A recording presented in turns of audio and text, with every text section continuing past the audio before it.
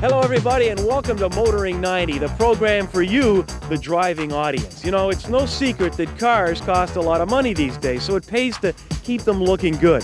Well, later on we're going to meet some people who specialize in keeping cars clean. It's called detailing, and believe me, it is big business. But first, we're going to join Sandra Neal. And Sandra has a story all about transportation, electricity, and yes, even the environment.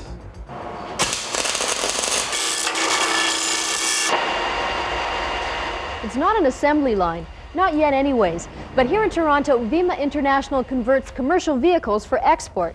But these vans don't run on gasoline. Instead, their power is electricity. General Motors of Canada provides the full-size vans, and Vima, a division of Magna International, equips them with electric motors and lead-acid batteries. Canada is definitely at the forefront in terms of our quest to find an environmentally benign vehicle. There's definitely, competition out there. It's a growing field, but there's a lot of research and development going on, and Canada and Vima intends to be at the head of the game.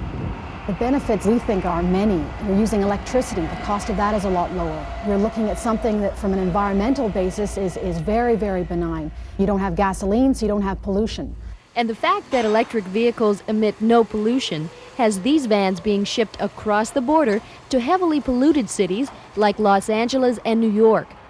The production has been a 2-year project for Vima, resulting in just over 24 prototypes for American export. But the future calls for dramatic expansion, an assembly line type of operation to accommodate the production of 10,000 vehicles for the city of LA. Well, right now we have 7 people working in the prototype shop. There is a lot of hands-on work.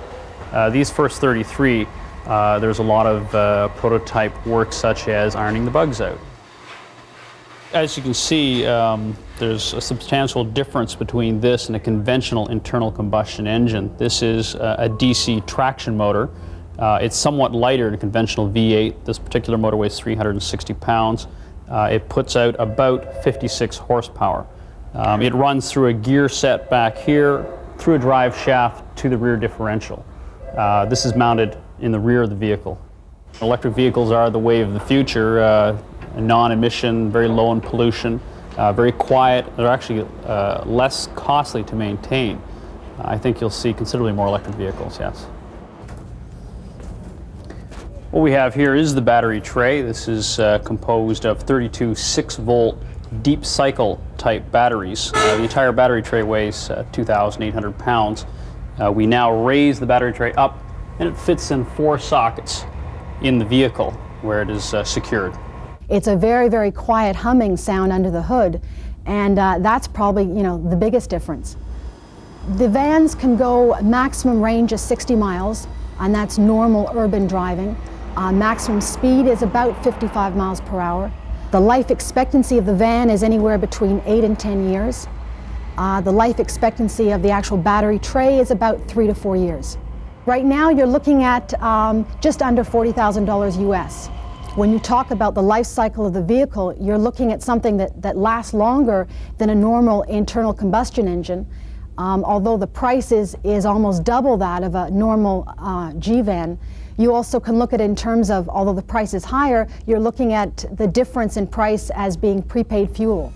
How would we service these vehicles? Obviously, you wouldn't be able to go to a gas station and say, fill her up with electricity. No, we're not at that stage quite yet, although that will happen. But right now, because we're dealing with utility companies and fleet operators, the recharging will take place in the actual utility, fleet homes themselves. The people at Vima predict we'll see electrically operated vehicles on Canadian streets in the summer of 1990, but they'll be utility vans, and their drivers will have to power up at charge stations overnight. Sandra Neal for Motoring 90.